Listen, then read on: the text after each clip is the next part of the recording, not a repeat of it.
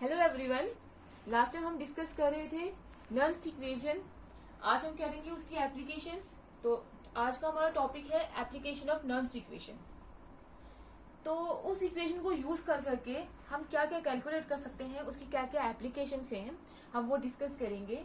जो first application है वो है calculation of cell potential. Cell potential को हम नर्न्स इक्वेशन से जो है वो इजिली कैलकुलेट कर सकते हैं। कैसे कैलकुलेट करेंगे?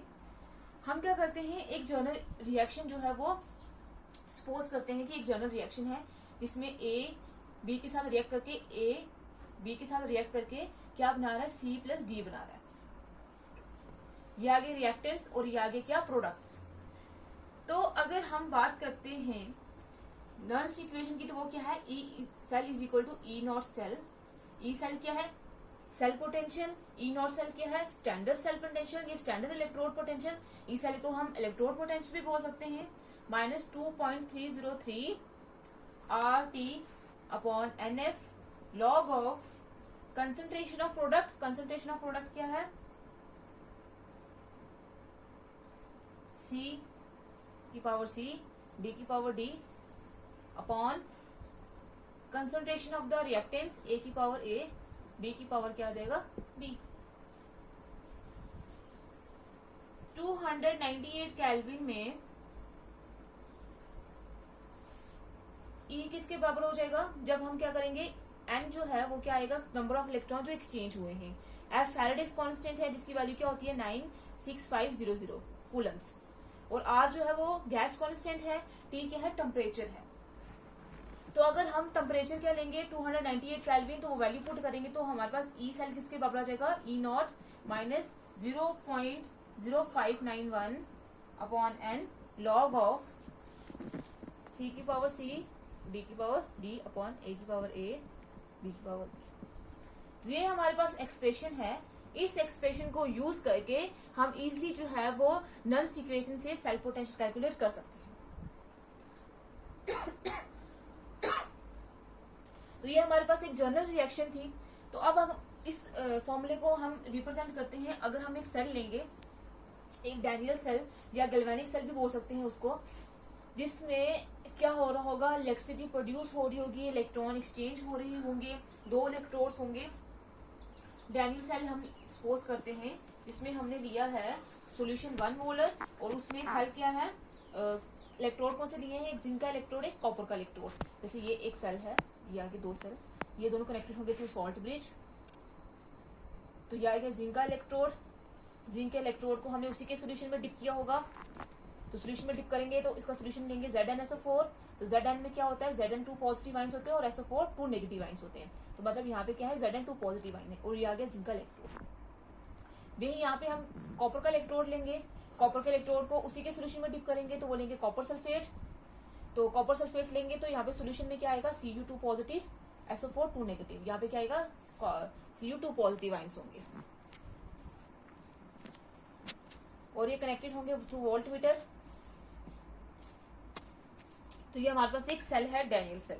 अब यहाँ पे हम सेल को रिप्रेजेंट कैसे करेंगे, तो हम हमेशा जब यहाँ पे जिंक जो है वो एक्ट करेगा एज अ एनोड, क्योंकि एनोड में क्या होती है, ऑक्सीडेशन होती है। तो जिंक अपने यहाँ से इलेक्ट्रॉन देगा, 2 इलेक्ट्रॉन देगा और यहाँ पे ये जो कॉपर है इलेक्ट्रॉन को एक्सेप्ट करेगा, मतलब वहां पे रिडक्शन होगी तो वो एक्ट करेगा एज अ कैथोड। तो सबसे पहले हम क्या लिखते हैं, सेल की रिप्रेजेंटेशन में एनोड वाला पार्ट, उसमें हम पहले लिखते हैं उसका इलेक्ट्रोड, फिर उसको लिखते हैं लाइन डाल के उसके जो सोल्यूशन में क्या है, जो आइन से वो, उसके बाद सॉल्ट ब्रिज को डबल लाइन से रिप्रेजेंट करते हैं। फिर हम कैथोड वाला पार्ट लिखते हैं। कैथोड वाले पार्ट में पहले हम आइंस लिखते हैं, फिर हम लिखते हैं उसका इलेक्ट्रोड। ये सेल की रिप्रेजेंटेशन है इसकी जो हमने लिया है। अब हमें पता है कि EMF ऑफ सेल हम कैसे कैलकुलेट करते हैं, E cell is equal to E cathode minus E anode. तो ये तो जनरल रिएक्शन है, लेकिन इस सेल में कैथोड क्या है, कॉपर 2 पॉजिटिव और कॉपर माइनस ई एनोड क्या है, जिंक का इलेक्ट्रोड। तो ये आ जाएगा, ये होगी हमारे पास इक्वेशन 1। तो अगर हम इलेक्ट्रोड की रिएक्शन देखें, ऑक्सीडेशन और जो रिडक्शन हो रहा होगा वो कैसे हो रहा होगा, जिंक जो इलेक्ट्रोड है वो क्या करेगा, अपने 2 इलेक्ट्रॉन रिलीज करेगा, और 2 इलेक्ट्रॉन रिलीज करेगा तो जिंक के ऊपर क्या चार्ज आ जाएगा, 2 पॉजिटिव चार्ज आ जाएगा। और ये जिंक पहले सॉलिड था, अब जो आयन से वो कहाँ चले जाएंगे, सोल्यूशन में चले जाएंगे, तो हम उसको AQ से रिप्रेजेंट करेंगे। ये जो 2 इलेक्ट्रॉन जिंक ने दिए हैं, ये कौन एक्सेप्ट करेगा, जो कॉपर में, जो कॉपर के आयन से वो एक्सेप्ट करेंगे। तो कॉपर के जो 2 पॉजिटिव आयन्स हैं जो सोल्यूशन में हैं, वो 2 इलेक्ट्रॉन को एक्सेप्ट करेंगे और वो क्या बना देंगे, कॉपर सॉलिड बना देंगे। ये हमारे पास रिएक्शन होगी इस डैनियल सेल में।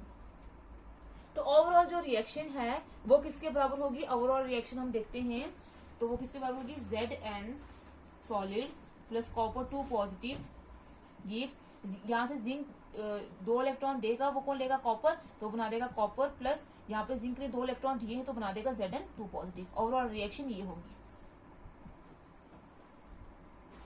अब जो इलेक्ट्रोड पोटेंशियल इन दोनों इलेक्ट्रोड के लिए अकॉर्डिंग टू नर्न्स इक्वेशन हम कैसे कैलकुलेट करेंगे, तो इस इक्वेशन, तो पहले हम नर्न्स इक्वेशन लिखते हैं।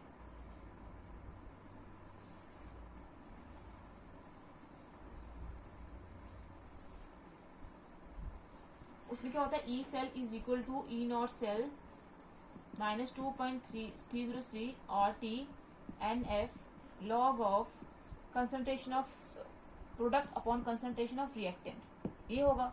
अब इस सेल में अगर हम दोनों इलेक्ट्रोड्स के लिए देखें, यहाँ पे जिंक का इलेक्ट्रोड भी है और कॉपर का इलेक्ट्रोड भी है, तो हमें दो वैल्यूज निकालनी पड़ेंगी। तो पहले हम निकालते हैं electrode potential for copper electrode. तो कॉपर इलेक्ट्रोड के लिए तो ई सेल की जगह क्या आ जाएगा, कॉपर इलेक्ट्रोड, जिसको हम ऐसे रिप्रेजेंट कर रहे हैं, ये हमने लिखा था,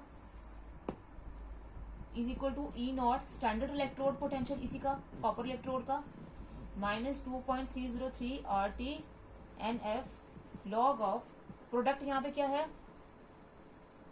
इस रिएक्शन में जो प्रोडक्ट था वो क्या था, कॉपर, अपॉन रिएक्टेंट्स क्या थे, कॉपर के आयंस।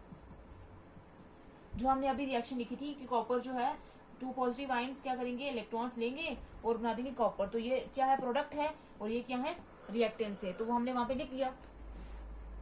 अब similarly electrode potential zinc electrode के लिए क्या होगा, E Zn2 positive upon Zn is equal to E not Zn2 positive upon Zn minus 2.303 RT NF log of copper की जगह क्या आ जाएगा, जिंक अपॉन Zn2 पॉजिटिव, ये आ गया एक्वस। ये हमारे पास आ गई इसकी और इसकी वैल्यूज। अब इसकी वैल्यू हम पुट करेंगे यहाँ पे ई सेल में, इस इक्वेशन में, इक्वेशन फर्स्ट में। ई कॉपर 2 पॉजिटिव की जगह कॉपर, ये इलेक्ट्रोड पोटेंशियल ऑफ कॉपर, और यहाँ पे आ जाएगा इलेक्ट्रोड पोटेंशियल ऑफ जिंक। तो अगर हम वैल्यू पुट करेंगे तो क्या आ जाएगा, E cell is equal to, इसकी जगह पे क्या आ जाएगा, E naught Cu2 positive Cu minus 2.303 RT NF log of copper की कंसंट्रेशन अपॉन कॉपर आयंस की कंसंट्रेशन, ये आ जाएगा माइनस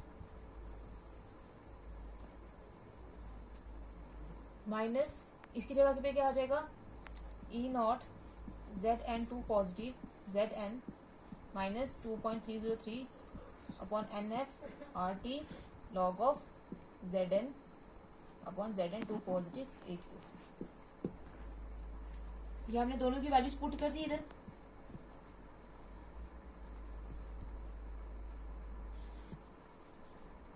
अब इसमें बाकी सारी चीजें कॉमन हैं, तो हम क्या करेंगे, पहले सारी चीजों को बाहर निकाल लेते हैं। तो ये चीज और ये चीज बाहर आ जाएगी, E naught Cu2 positive Cu minus E not Zn2 positive Zn, ये आ गया बाहर। अब इन दोनों में कॉमन क्या चीज है, 2.303 RT upon NF log of, ये दोनों में कॉमन है, तो क्रॉस मल्टीप्लीकेशन हो जाएगी, ये आ जाएगा कॉपर, क्रॉस मल्टीप्लीकेशन होगा तो Zn2 positive AQ upon Zn Cu2 positive AQ, ये आ गया क्रॉस मल्टीप्लीकेशन करके। अब ये जो टर्म है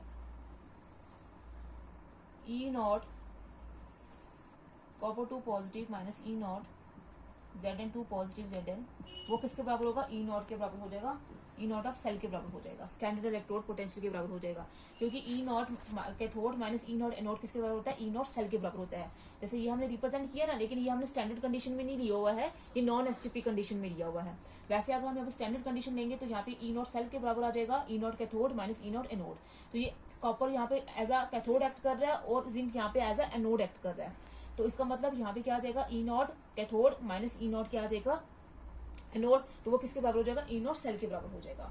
और कंसंट्रेशन जो है वो हम सॉलिड फेज की, हमेशा कल भी हमने डिस्कस किया था कि जो कंसंट्रेशन सॉलिड फेज की होती है, जैसे कॉपर और जिंक इलेक्ट्रोड है जो सॉलिड फेज में है, उनकी क्या होती है, यूनिटी होती है, 1 के बराबर होती है।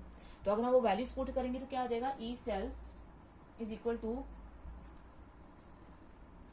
इसकी जगह पे क्या आ जाएगा, E not cell minus 2.303 RT upon NF log of, copper की जगह 1 आ जाएगा तो 1 लिखने की जरूरत नहीं है, zinc 2 positive ions upon, zinc की जगह भी 1 आ जाएगा तो आ जाएगा कॉपर 2 पॉजिटिव AQ।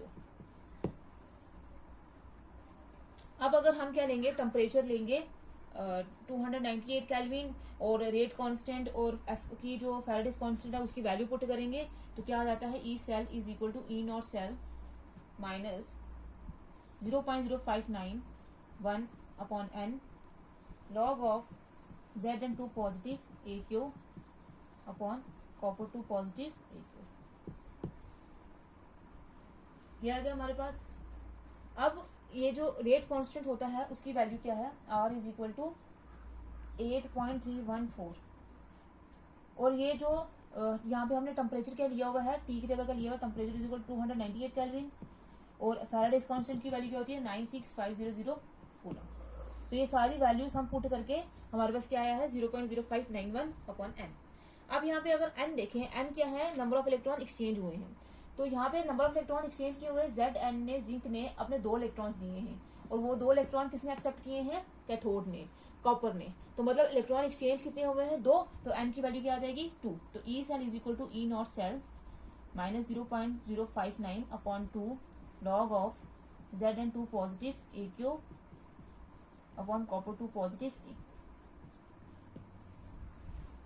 तो ये एक एक्सप्रेशन जो है 298 केल्विन में जो हमने टेम्परेचर लिया है या 25 डिग्री सेल्सियस में बोल सकते हैं। तो इससे हम क्या कर सकते हैं, ई सेल जो है वो इजीली कैलकुलेट कर सकते हैं। कोई भी इलेक्ट्रोड हो, जिंक हो, कॉपर हो, और भी कोई सेल हो जिसमें अलग अलग इलेक्ट्रोड्स हों, तो हम इससे नल्स इक्वेशन यूज करके सेल पोटेंशियल कैलकुलेट कर सकते हैं। जो नेक्स्ट जो एप्लीकेशन है वो हम नेक्स्ट लेक्चर में डिस्कस करेंगे। तो आज के लिए इतना ही।